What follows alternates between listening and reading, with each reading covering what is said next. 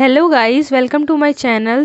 आज है मेरी लाइफ चेंजिंग सीरीज का 5th डे। आज तो मेरी सुबह ही 3:51 पे ही नींद खुल गई थी। अब उठने के लिए बिल्कुल भी अलार्म की जरूरत नहीं होती, क्योंकि 5 से 6 दिन हो गए मुझे सुबह उठते हुए। अलार्म बजने के 5 या 10 मिनट से पहले ही उठ जा रही हूँ। अब मैं अगर हम कोई भी नया काम करना चाहते हैं या स्टार्ट करने वाले होते हैं, तब हमारे दिमाग में 1000 सवाल आते हैं कि ये हो पाएगा या नहीं हो पाएगा। जैसे मैंने जब ये डिसाइड किया था कि लाइफ चेंजिंग सीरीज या 75 डेज हार्ट चैलेंज स्टार्ट करूंगी, तब मुझे ये लगता था कि सुबह सुबह 4 बजे उठना मेरे लिए पॉसिबल कैसे हो पाया करेगा। और अभी देखो, जब मैंने ये स्टार्ट कर दिया है तो अपने आप ही उठ जाती हूँ। इसलिए हमें कोई भी काम करने के लिए बहुत ज्यादा दिन प्लानिंग, प्लॉटिंग या सोचने की जरूरत नहीं है, क्योंकि कई पॉजिटिव चीजें भी माइंड में आती हैं तो नेगेटिव चीजें भी आती हैं। तो कोई भी अच्छा काम आपको करना है लाइफ में तो बस स्टार्ट कर दो, आगे देखा जाएगा कि वो हो पाएगा या नहीं हो पाएगा। उठने और ब्रश करने के बाद मैं बैठी हूँ आराम से स्टडी करने। पहले तो मैंने थोड़ी देर नोट्स पढ़े हैं, उसके बाद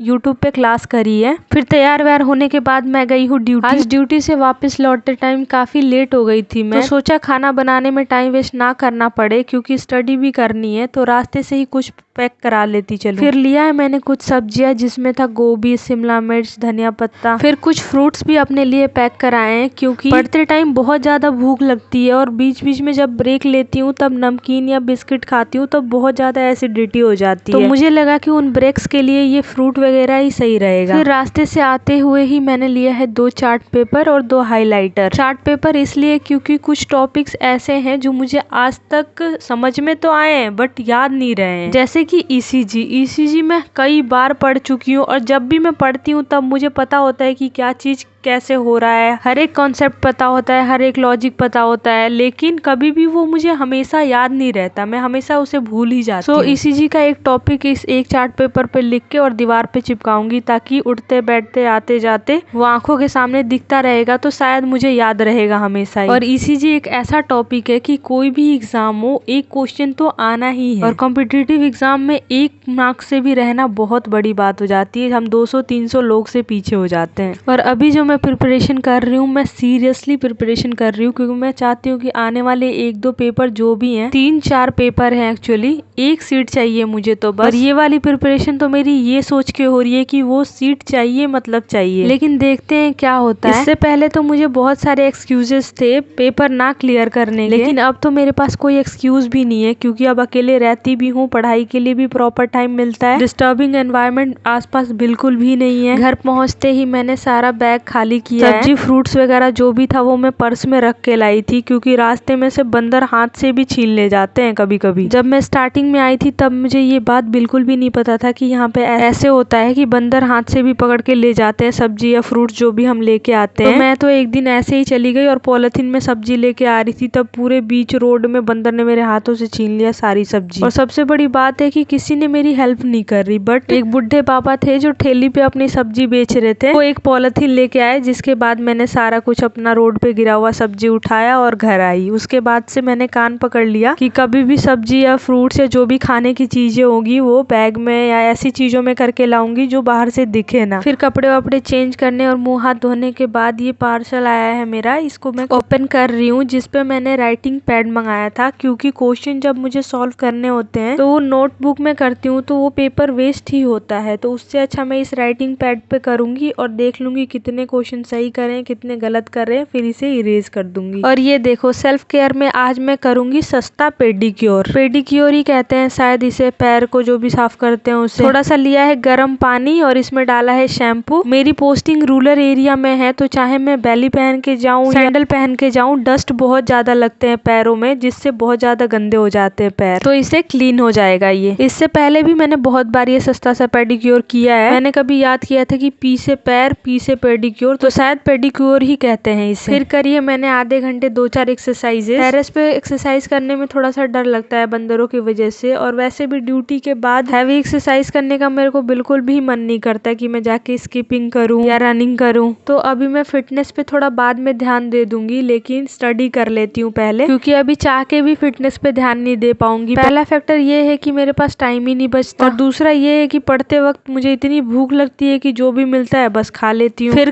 खाए हैं मोमोज जो मैं पैक करा के लाई, जो कि बहुत ही ज्यादा टेस्टी था। वाओ, मजा आ गया खा के। Thank you so much for watching. Video अच्छी लगी हो तो प्लीज लाइक, चैनल को सब्सक्राइब एंड कमेंट कर दीजिए।